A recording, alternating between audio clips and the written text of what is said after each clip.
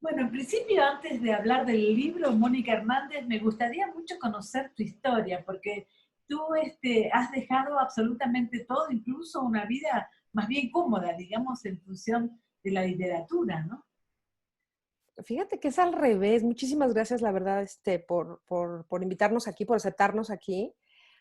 Pues una vida cómoda, todo es relativo, sí. Hice lo que, digo, soy de esa generación de gente que yo quise estudiar originalmente historia de México.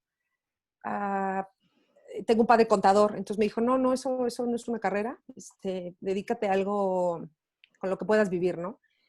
Al ser dos mujeres, pues las dos estudiamos una carrera en una universidad, estudiamos administración y pues nos enseñó a cambiar llantas y nos enseñó a hacer las cosas que se suponía que hacemos las mujeres modernas, ¿no? Tener una carrera, una profesión.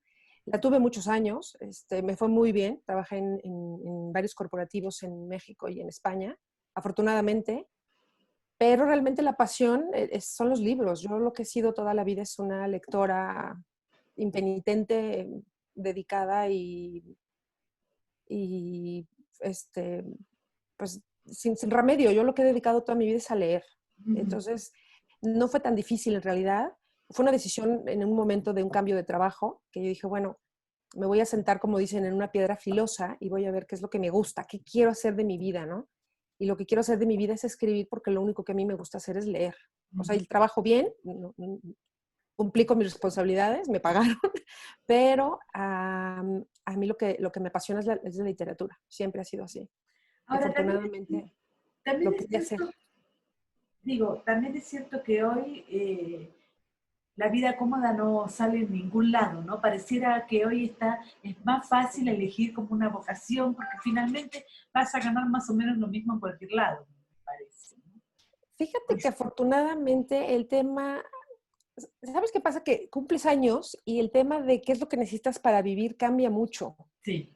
A lo mejor cuando eres joven y te quieres comer el mundo y crees que te lo vas a comer, pues quieres ganar dinero y tener un puesto ejecutivo y ser la jefa de no sé cuántos, y, ¿no? Y esas prioridades cambian con los años.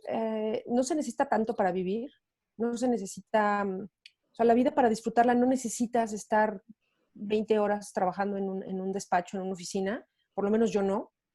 Y efectivamente, y yo creo que afortunadamente para las generaciones que siguen, yo creo que te tienes que dedicar a lo tuyo, a lo que te gusta, porque entonces no sientes que estás trabajando. O sea, si haces lo que te apasiona y encima puedes pagar tus cuentas, que esto todavía en mi caso está por verse, espero que sí se vendan muchos libros. Si haces lo que te apasiona, no se siente como un trabajo. O sea, no es de me tengo que levantar y tengo que ir a una reunión, tengo que hacer un plan de negocios para el año que entra, etcétera. No se vuelve una carga, se vuelve estoy haciendo lo que me gusta y quiero hacerlo lo mejor que pueda para pagar mis cuentas con ello, ¿no? Eso es lo que se convierte. Y creo que las generaciones más jóvenes nos están enseñando eso, a mi generación y a las de atrás. El mundo ha cambiado mucho. Antes era, te casas, tienes un trabajo, avanzas en tu trabajo, te jubilas como director cuasi general y eso ya no es así. Ni siquiera, no conozco ningún chavo de 20 años que diga, quiero hacer eso. Es más, hoy te dicen, llevo 2 años en un trabajo, me tengo que cambiar, ya cumplí 2 años, ¿no? Ujú. Mi época era de, bueno, ya llevo 5, ya me hicieron gerente, ya me hicieron subdirector, ¿no? Ujú. Ahora, leyendo Las perlas malditas del almirante, primero, uno se da cuenta de que no eres una recién llegada a la literatura a pesar de que sea tu primera novela. Esto pareciera ser que ahora lo confirmas, que realmente fuiste siempre lectora. Sí, yo creo que todos los escritores, antes que escribir una línea, eres grandes lectores. Todos los escritores somos por naturaleza grandes lectores, y de todo tipo, o sea, cosas que te gustan, cosas que no, los clásicos, los menos clásicos, los modernos, los rompedores, la ciencia ficción, la policíaca, lees de todo. Y te agradezco mucho el comentario. Efectivamente, esta historia pues tiene partes de las épocas históricas, de novela histórica, que a mí más me han atrapado. Tiene mucho de esas épocas o de las cosas que yo más he disfrutado leyendo. Ahora, también leyendo la novela, también uno descubre que te gusta la historia, pero que también tienes muchísima imaginación en la cabeza, digamos, ¿no? Para inventar esta historia. Te lo agradezco mucho. Qué bueno que se note. Esto me ha jugado malas pasadas en muchos años porque efectivamente tengo mucha imaginación.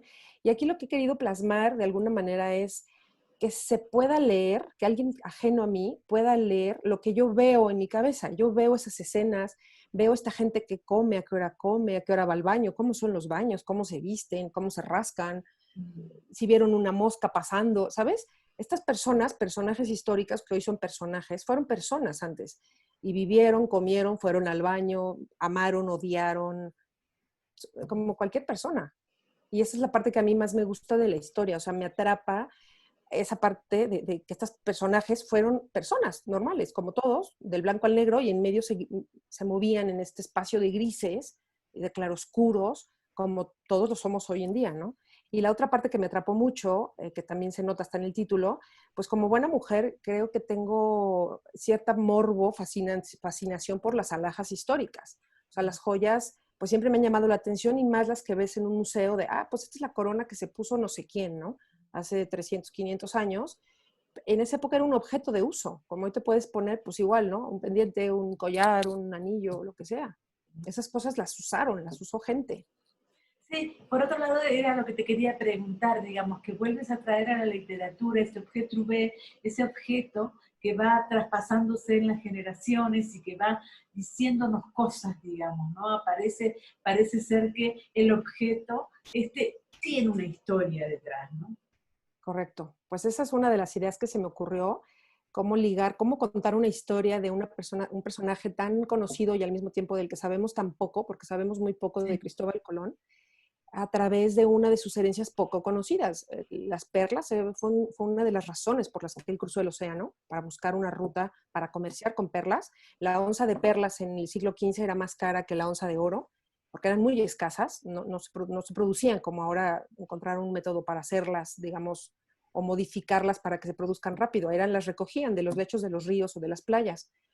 Entonces, esta historia, cuando di con ella, me atrapó. Pues, ¿cómo que perlas? ¿Por qué Cristóbal Colón con las perlas? Yo había oído especias, oro, ¿no? Pero perlas están en los contratos y yo no las había pasado por encima. Uh-huh, uh-huh. Hasta que leí con el contrato más así con detalle, dije, mira, aquí están las perlas. Y lo que más me terminó de convencer de hacer esta historia fue que yo sabía que Cristóbal Colón, como todos, pues hizo un viaje y volvió como héroe. Después hizo otros 3, creo que sí escuché en algún libro de texto de estos de las escuelas, que pues hizo 4 viajes, ¿no? Pero yo no recordaba haber leído que Cristóbal Colón volvió del tercer viaje encadenado y apresado. Y precisamente una de las razones por las que esto pasó fueron las perlas, precisamente. Entonces yo quería saber más de esto. Y finalmente pues acabé haciendo una historia que me hubiera gustado leer.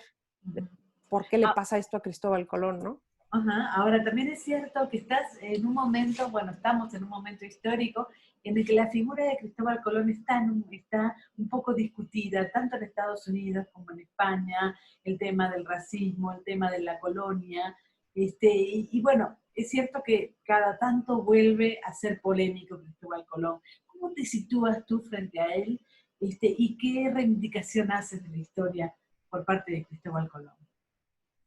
Pues, yo me sitúo frente a Cristóbal? Es una pregunta muy buena, ¿eh? Porque además actualmente, pues sí, hay mucho polémica con respecto a Cristóbal Colón y realmente cuál es su herencia.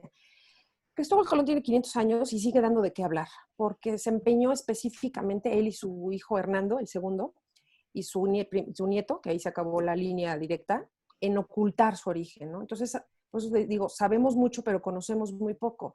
Entonces, se empeñó en ocultar realmente su origen, su lengua, su patria, su nombre real, etcétera. Entonces, eso lo sigue haciendo fascinante después de 500 años. Por eso siguen saliendo libros de él, ¿no? Después de 500 años hay mucha más gente que quiere saber de Cristóbal Colón y mucha gente que queremos escribir de Cristóbal Colón. Ahora, con respecto al tema de la actualidad que tiene, yo creo que Cristóbal Colón siempre ha estado actual, desde diferentes ángulos, ¿no? Y en los momentos que estamos viviendo, pues son estos, nos tocaron estos a nosotros, pero ha habido otros en los que pues el Día de la Hispanidad se festejaba y era, ¿no?, Colón el gran conquistador, que realmente pues ni siquiera fue conquistador. Entonces esto yo creo que evoluciona y da mucho margen para que sigamos queriendo saber de Cristóbal Colón, ¿no? Yo creo que al contrario, este libro pues te da otra perspectiva. Esto es ficción, pues es una historia inventada, aunque a pesar de que los personajes, excepto los personajes de la segunda mitad del siglo XX, esos sí son ficción totalmente, todos los demás existieron. Hasta los nombres de los criados son reales, de las nanas, de las cortesanas, todos son reales, todos existieron. Entonces, pues creo que te da otro ángulo de conocer otra parte de historia de Cristóbal Colón que no es conocida.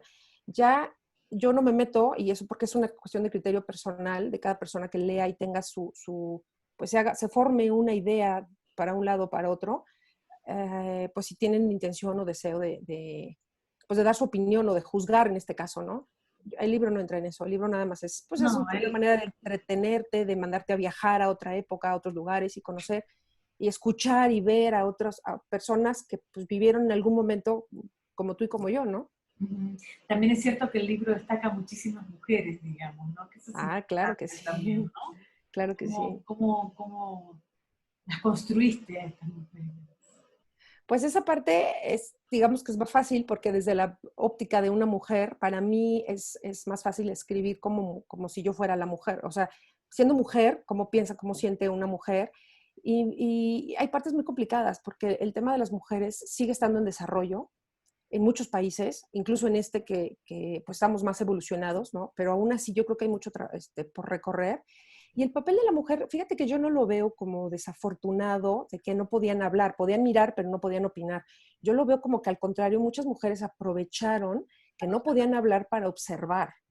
O sea, lo que no podían decir frente a los hombres porque estaban limitadas, podían observar. Y a lo largo de la historia ha habido muchas mujeres que a pesar de las restricciones que les imponía la iglesia, el Estado, el marido, la sociedad, pudieron hacerse dueñas de su vida.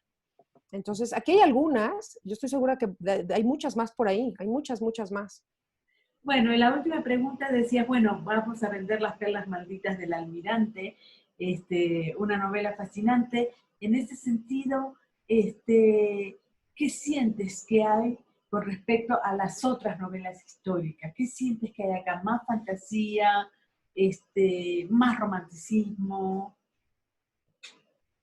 Hay un poco de todo. Yo aquí te ofrezco a ti y a la gente que lo lea un viaje y puedes encontrar romanticismo, intriga, secretos, misterio, dudas. Hay cosas que no están resueltas para que pues, cada quien le ponga decida cómo quiere que termine esa parte de la historia, porque dentro de que es una historia, pues tiene muchas pequeñas historias en medio y te permite viajar a otros lugares y te lo ofrezco con pues salpicado de varias cosas pues interesantes y desconocidas.